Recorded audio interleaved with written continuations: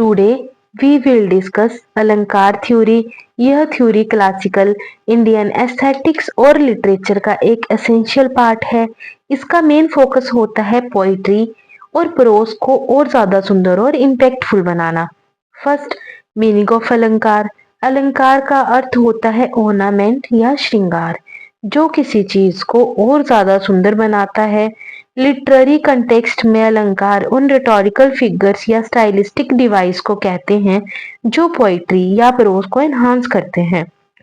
जैसे एक simple sentence को अगर हम डेकोरेट करें तो उसकी ब्यूटी और इम्पैक्ट दोनों बढ़ जाते हैं। For example, simple sentence the night is beautiful. With alankar the night is like a bride wrapped in a dark veil। Second, origin and development. अलंकार की बिगिनिंग हम वैदिक पीरियड से ट्रेस कर सकते हैं। वैदिक हिम्स में भी लिटरेरी ब्यूटी का एक सेंस था।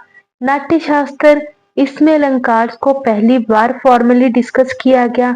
भामा भामा को अलंकार थ्योरी का फादर कहा जाता है। उन्होंने अपने टेक्स्ट काव्य अलंकार में इस थ्योरी को सिस्टेमेटिकली एक्सप्लेन किया।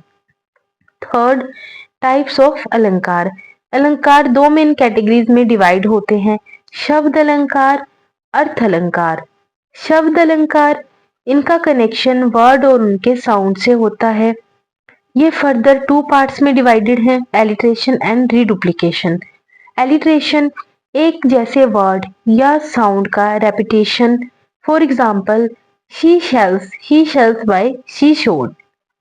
नेक्स्ट, रीडुप्लीकेशन, एक ही वर्ड का रेपिटेशन एक यूनिक वे से। For example, I saw a fly past me. The first fly refers to an insect and the second fly refers to the action of flying।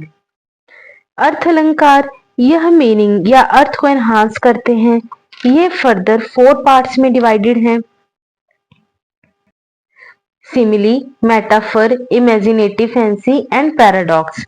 Simile, एक direct comparison using like या as. For example, she is beautiful like the moon. Next, metaphor, एक implied comparison जिसमें directly एक चीज को दूसरी चीज कहा जाता है। For example, you have a flower face. Next, imaginative fancy, जब कुछ ऐसा इमेजिन किया जाए जो रियल नहीं है। For example, the moon hid behind the clouds out of shyness. यहाँ मून को ह्यूमन जैसी भावना से जोड़ा गया है जो पूरी तरह से इमेजिनेशन पर डिपेंडेंट है।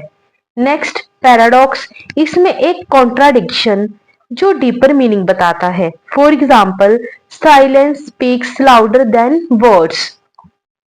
यह कॉन्ट्राडिक्टरी लगता है क्योंकि साइलेंस असल में नहीं बोलती, लेकिन यह डीपर ट्रूथ है कि कभी-कभी साइलेंस वर्ड से ज्यादा इमोशन या मैसेज एक्सप्रेस कर सकती है।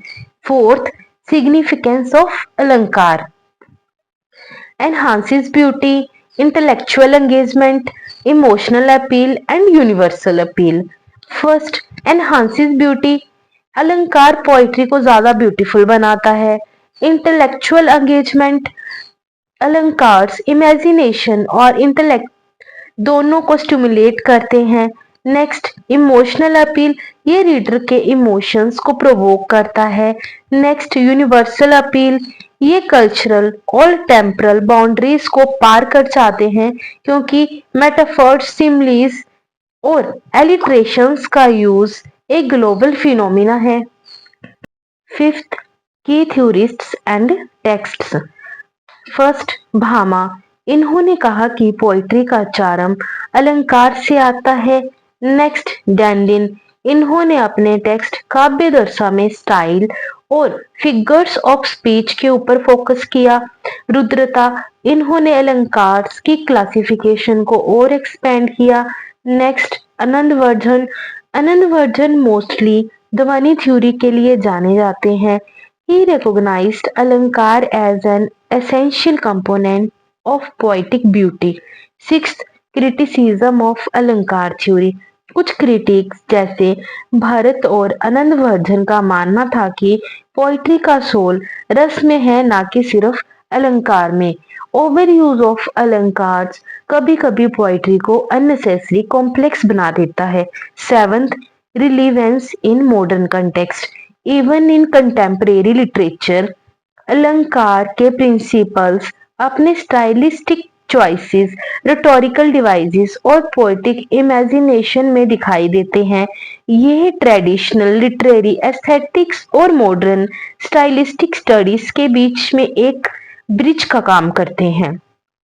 कंक्लूजन, अलंकार थ्योरी एक लिटरेरी टूल है जो हमें पोएम और पोएट्री की ब्यूटी को एनालाइज और अप्रिशिएट करने में हेल्प करता है। इसका मेन रोल पोएट्री को और इम्पैक्टफुल और मीनिंगफुल बनाना है।